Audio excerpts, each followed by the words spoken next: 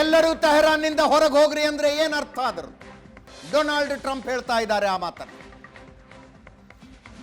5 ದಿನಗಳ ಹಿಂದೆ Israel Iran ಮೇಲೆ ದಾಳಿಯನ್ನು ಆರಂಭಿಸಿತು.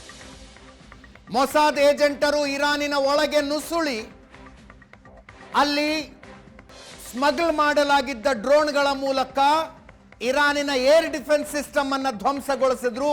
75% ಏರ್ ಡಿಫೆನ್ಸ್ ಸಿಸ್ಟಮ್ ಅನ್ನ ಧ್ವಂಸ ಮಾಡಿದ್ರು. ಏರ್ ಡಿಫೆನ್ಸ್ ಸಿಸ್ಟಮ್ ಇಲ್ಲದ ಇರಾನಿನ ಒಳಗೆ ಇಸ್ರೇಲಿನ ಯುದ್ಧ ವಿಮಾನಗಳು ಆರಾಮಾಗಿ ಪ್ರವೇಶಿಸಿ 100 ಜಾಗಗಳ ಮೇಲೆ ದಾಳಿ ಮಾಡಿದ್ವು.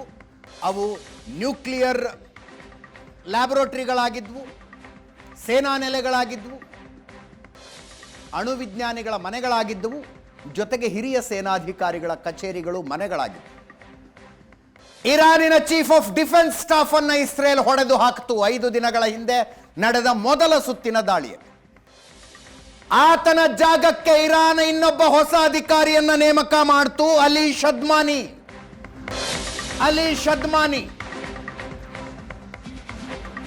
5 ದಿನಗಳ ಹಿಂದೆ ಇರಾನ್ಗೆ ಹೊಸ ಚೀಫ್ ಆಫ್ ಡಿಫೆನ್ಸ್ ಸ್ಟಾಫ್ ಆಗಿ ನೇಮಕಗೊಂಡಿದ್ದ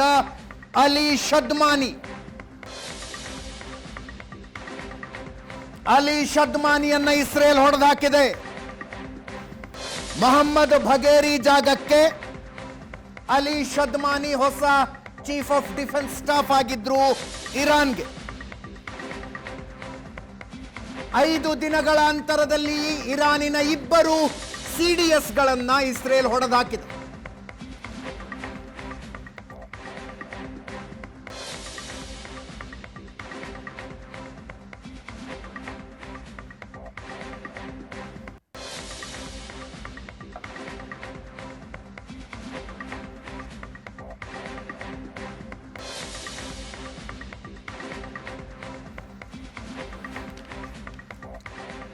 ಮೊಹಮ್ಮದ್ ಬಘೇರಿಯನ್ನ ನೋಡ್ತಾ ಇದ್ದೀರಿ.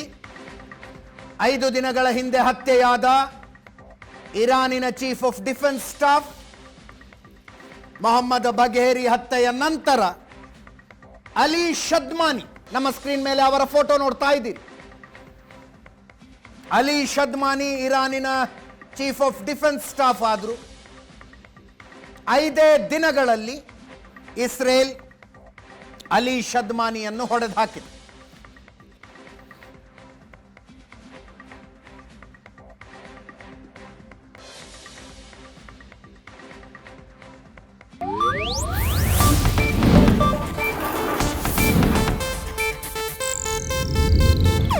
ಇದು ಏಷ್ಯಾನೆಟ್ ನ್ಯೂಸ್ ನೆಟ್ವರ್ಕ್ ಪ್ರಸ್ತುತಿ.